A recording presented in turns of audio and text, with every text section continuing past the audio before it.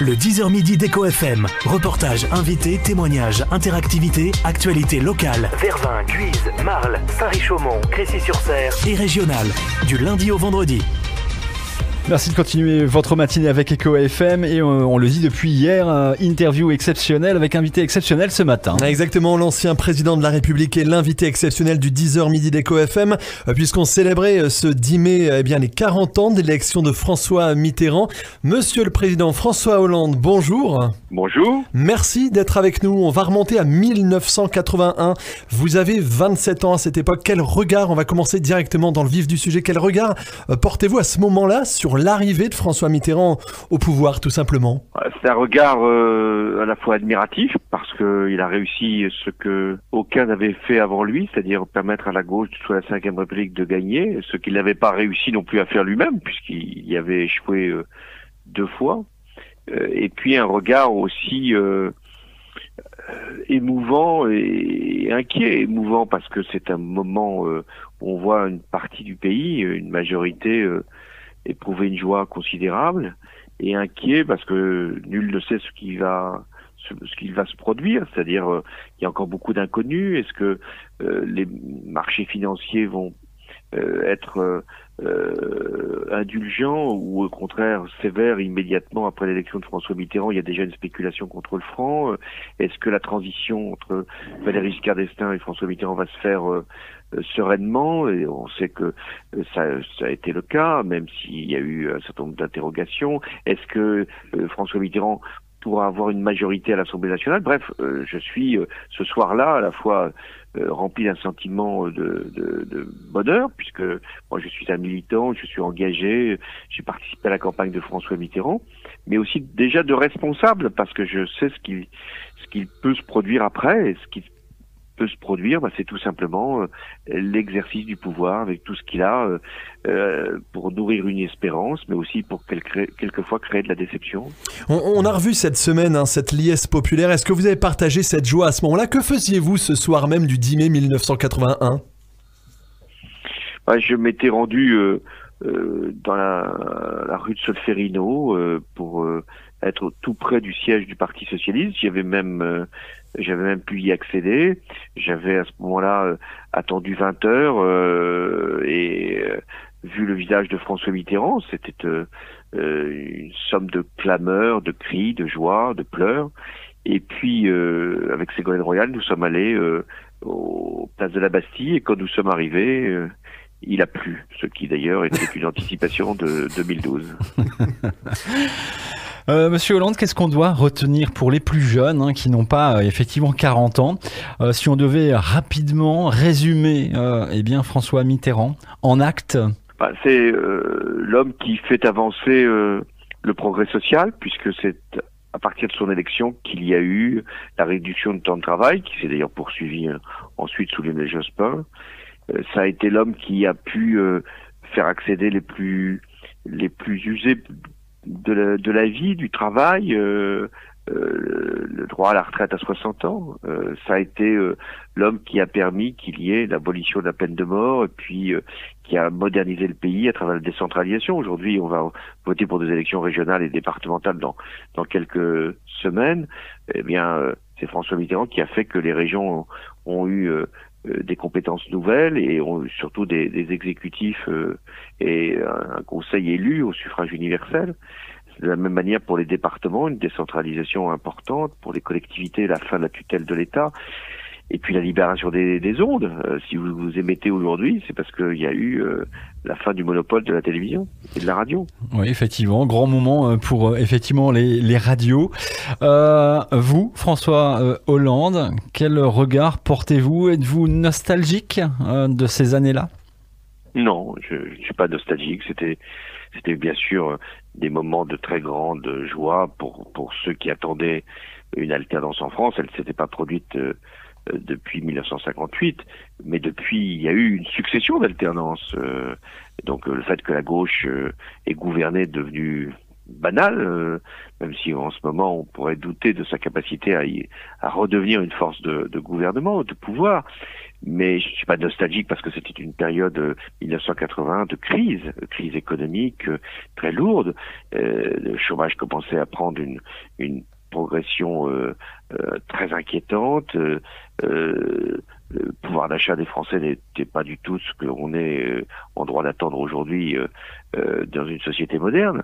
Donc il faut avoir aucune nostalgie, il faut se dire simplement, est-ce que les leçons qui ont permis à François Mitterrand de gagner l'élection présidentielle et à la gauche de durer, parce que jusqu'à présent, jusqu'à 1980, elle ne durait pas, c'était 1 an, 2 ans, puis après la gauche quittait le pouvoir. Est-ce que ces leçons-là ont été bien retenues? C'est-à-dire une gauche qui est capable de susciter de l'espérance, mais aussi d'assumer la responsabilité du pouvoir. Parce que c'est ça le message de François Mitterrand. Pour conquérir, il faut promettre, sûrement, mais pour durer au pouvoir et pour être à la hauteur de la mission qui est confiée au président de la République, et j'ai eu à exercer cette mission, il faut être capable d'assumer des épreuves, de prendre des décisions courageuses et de faire comprendre que on ne fait pas la politique simplement d'un camp, mais du pays tout entier. Retenir les leçons du pouvoir?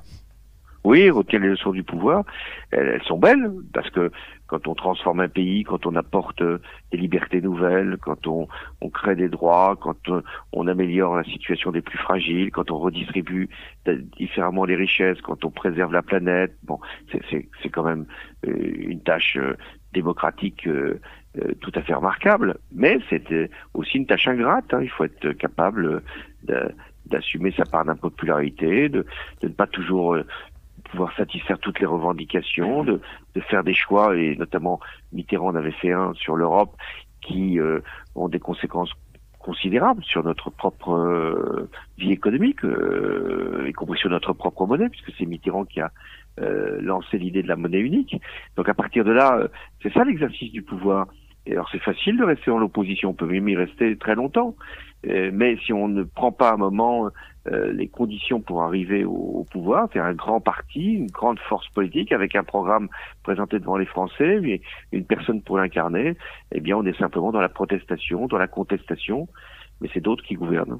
François Hollande, j'ai sélectionné ces quelques paroles de la chanson Regarde de Barbara. Un homme, une rose à la main, a ouvert le chemin vers un autre demain. C'est très intéressant. Est-ce que la gauche, François Hollande, selon vous, est capable à l'heure actuelle d'ouvrir le chemin justement vers un autre demain?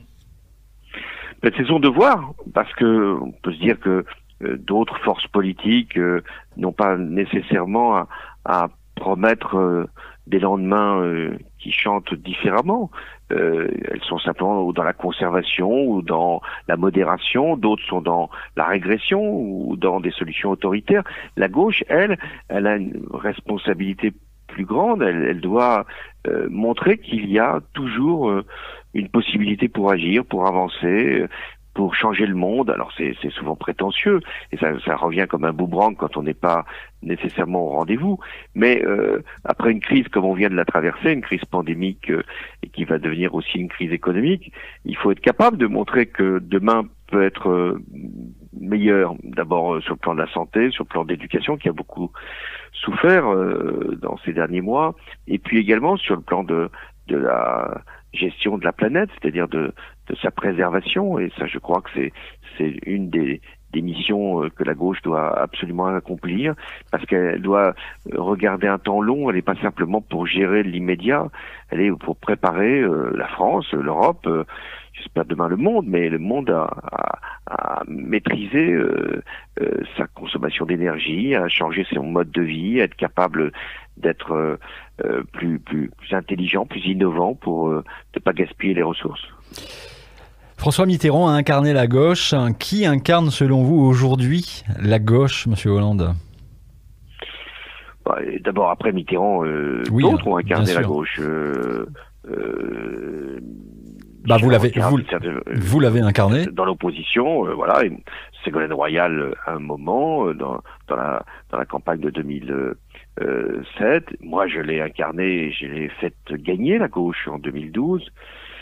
Voilà, il y en aura d'autres qui viendront. Et heureusement que que rien ne s'est arrêté avec François Mitterrand. Et par exemple, Lionel Jospin était capable de gagner des élections législatives et de gouverner 5 ans, et moi de diriger le pays 5 ans aussi. Donc on ne doit surtout pas penser que le 10 mai c'est François Mitterrand. Oui, bien sûr, mais c'est une force qui s'est levée et un cycle qui s'est ouvert, qui a duré longtemps. Et donc on trouvera nécessairement, si la gauche veut de nouveau assumer ses responsabilités, on trouvera une incarnation. Moi, j'ai été une incarnation dans un contexte qui était celui de 2011-2012, où il y avait d'autres figures qui pouvaient aussi représenter la gauche. Moi, je pense que le préalable avant l'incarnation, même si tout passe par une personnalité toujours, mais c'est quand même d'avoir un programme. Si vous n'avez pas de programme, vous laissez place à toutes les aventures. Et quelquefois, on s'aperçoit que quand on n'a pas de programme, on gouverne à la godille. Donc, il faut aller vers le plus vite possible, vers un programme que un grand parti, je pense que le Parti socialiste ne peut pas rester dans l'état où il est aujourd'hui, de se transformer, changer et élaborer des propositions qui permettront à son candidat ou à sa candidate dans quelques mois d'être de nouveau regardé comme une alternance possible. Il reste 1 an. 1 an, oui, c'est très peu. Mais François Mitterrand avait mis 10 ans entre le moment où il a fondé le Parti socialiste et le moment où il a gagné l'élection présidentielle. Ça aurait pu aller plus vite, parce qu'en 74, il aurait pu déjà être élu, mais bon, il lui manquait 400 000 voix. Alors là, c'est beaucoup plus court, mais si on retient bien les leçons, on peut aller beaucoup plus vite. Un programme, une union si elle est possible, et puis ensuite une incarnation et faire que les Français de nouveau se tournent vers la gauche en se disant finalement on a le choix entre qui?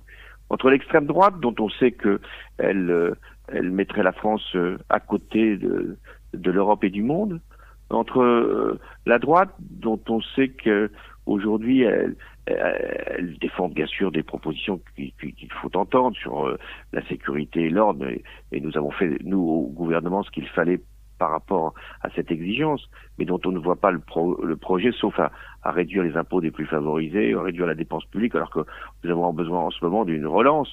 Le pouvoir actuel, dont on voit bien qu'il est moins lié à des promesses ou à des programmes et plus à une personnalité.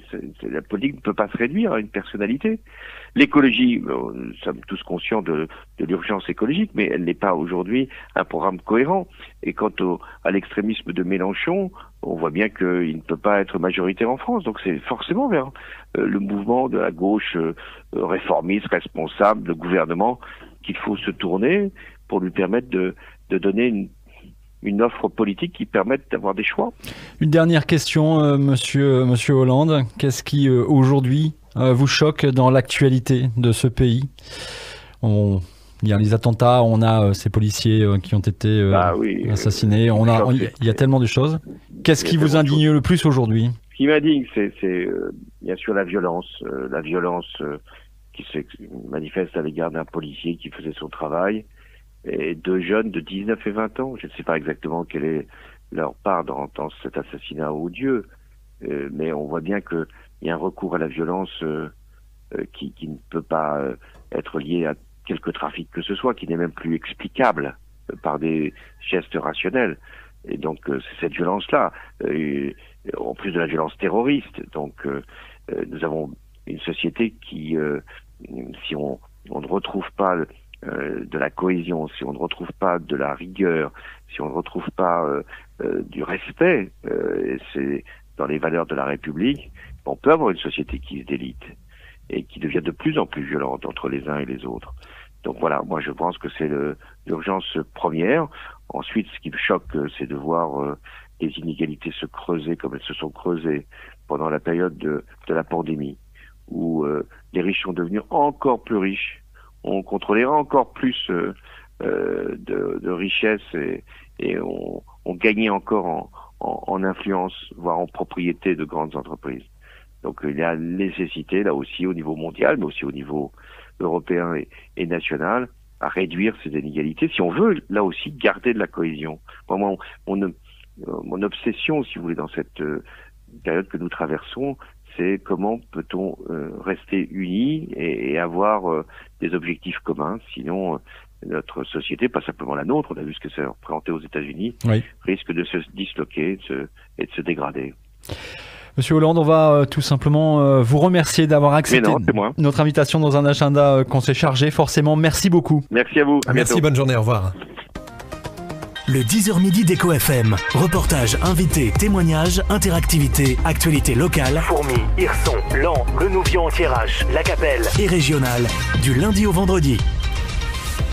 François Hollande, dans ce 10-12, sans Mais oui, tabou. Exactement, interview long format, vous l'aurez compris, qui sera à retrouver dans son intégralité sur notre site eco-fm.fr. Allez, on continue, bien évidemment, ce 10-12. On repart un peu en musique. On se retrouve dans quelques instants.